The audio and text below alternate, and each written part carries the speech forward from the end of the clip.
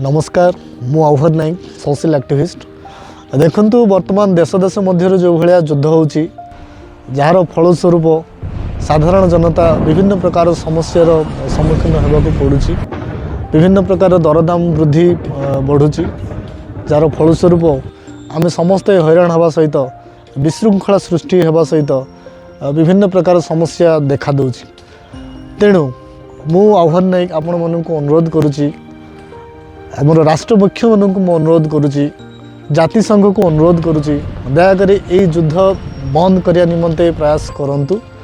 देश देश मध्य धर्म मध्य सांप्रदायिक मध्य शांति श्रृंखला आने प्रयास करंतु जार फलस्वरूप समस्ते गोटे अति सुंदर जीवन यापन ये करने सक्षम हो पारे। तो मु धन्यवाद देवी कैंपेनिंग रे जग दे स्वतंत्र भाव में धन्यवाद देवी सुज्ञान भाई को जे कि देश देश मध्य शांति फेराई आने जो भाया गोटे प्रयास आरंभ कर समस्त को मु अनुरोध करी यही कार्यक्रम जग दिंतु आ निजर स्वर शांति रखापी मु अनुरोध करुच्ची।